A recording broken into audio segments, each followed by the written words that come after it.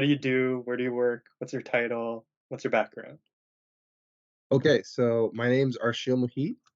I am an associate director at the Perseus Group, which is an operating group of Constellation Software. And my role specifically relates to M&A execution. So I support the execution team in acquiring software companies that fit Constellation's investment mandate.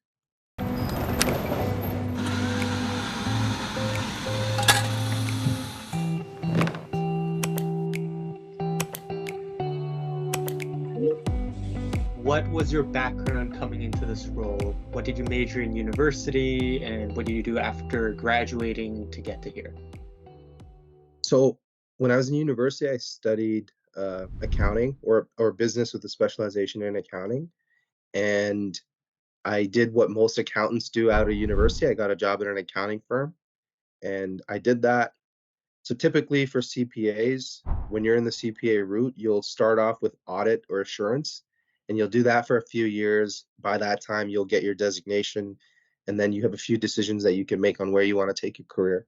So for me, I knew early on I didn't enjoy audit, so I didn't want to necessarily stay in audit long term. While I was at the accounting firm, I got a chance to go over to the advisory group, which is, most of the times that's either corporate finance, transaction advisory work, or in my case, it was corporate restructuring. So we worked with companies in financial distress. So I did that for about 3 years. And in total, I was at the firm for about 5.5 years. So I gained a lot of experience. I got my designation. I matured a lot professionally in those years. And just at the start of the pandemic, I decided, you know what, I want to go and try the commercial side, FP&A type roles, because I don't know if I want to have a long career at an accounting firm and be a partner. It just didn't appeal to me. So that's when I joined Kraft Heinz. And I think shortly after that, you and I met. As an accountant at a firm, you always wonder what industry will be like. And you'll never know until you try it. So I told myself, like, all right, I need to go try it because the longer you wait, the harder it gets to get into industry, right? But also, like, if I don't go now, let's say from GT I had gone to another advisory firm, I would still wonder, like, what would it have been like if I took that job at Kraft Heinz? I made more money than I would have made, that's for sure. I obviously worked less hours, and I got to answer that question, like, what is industry like? And I'm not even saying that I didn't like industry. Like, I liked craft, but I reached a point where I didn't manage myself appropriately and I kind of ran out of steam. So I needed a reset. So who knows? In the future, I might want to go back to industry, right? But with a different mindset at that point. And then the M&A job, the opportunity presented itself, and it was the timing worked out.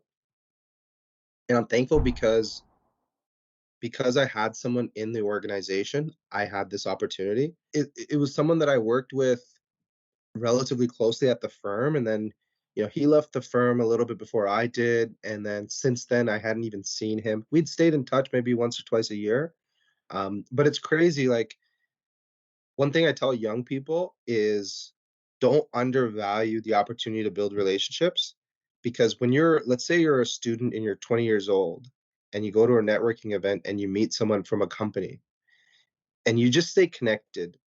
You don't know, like, maybe next month they don't refer you for a job, but it could be like 5 years down the road, your paths cross again, right? Or 10 years down the road. So those relationships, like, you should always try to build and value those relationships because the payoff could be years down the line, but it could be huge, right? 100%. So I was fortunate that this individual, um, I stayed in touch with him. He and I always had a great working relationship. And when he grew his team, I was one of the first people. I would like to say I was the first person he thought of. I don't know, right? Maybe he asked You like can 10 other ask. people and they You can all said ask to no. make sure. Yeah, yeah. But like it's good because when he reached out to me, I thought to myself, man, like he has a really high impression of me if he wants me to join his team. It always feels amazing, and I want to use the word inspiring too. That when someone sees the potential in you, when someone thinks of you, thinks highly of you, you always want to perform at that level or even better. Like you don't want to let them down. Yeah, I get that. Like, I think what it is, some people are just like this, but when you realize that other people are putting faith in you, like it just adds more urgency. Like, I can't let them down. If someone's like giving me an opportunity because they trust me, then I want to prove them right. Whereas if someone just has me there because I was the guy that was there from before, I don't really have there's just not as much skin in the game, right? 100%. How did you build that relationship? Yeah, so I wouldn't even say that I'm a great networker and or that I have a great network, but my approach is the people that I work with, I want to build a relationship with them because over the course of a career, especially, you end up working with lots of different people and everyone kind of goes their own way. And before you know it, you look back and you've got this wide network of people in different industries doing different jobs. So I think the best advice for like a young person or a young professional is you don't have to go to all these networking events. It's great if you do. You don't have to go to all these socials or whatever. And again, it's great if you do. But just the people that you work with, just take some time to build relationships with them. Or like, the person that you see in the lunchroom that you just kind of nod your head at. Next time, just have a conversation with them. Or, like, because once you build a very simple relationship, which takes very little effort, it's not like you have to chill with them on the weekends and go out with them every other day for lunch, right? Have some conversation with people, get to know them in the office, and you never know, years down the line, everyone's in a different place. And even if everyone's not in a different place, let's say you just network within your company, right? Let's say I'm in sales finance at Kraft, and every single person that comes through sales finance for 5 years, I make friends with. After 5 years, most of those people, they've gone to other groups in Kraft. Now I know someone in FP&A, I know someone in reporting, I know someone who went to marketing, 3 people that went to sales. Suddenly, you know everyone.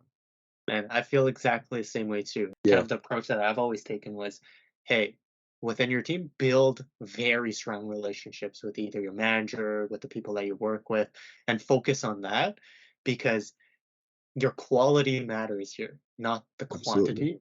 If Yeah, you yeah, know everyone for 5 minutes, probably the person you're networking with knows 1,000 people that they spent 5 minutes with.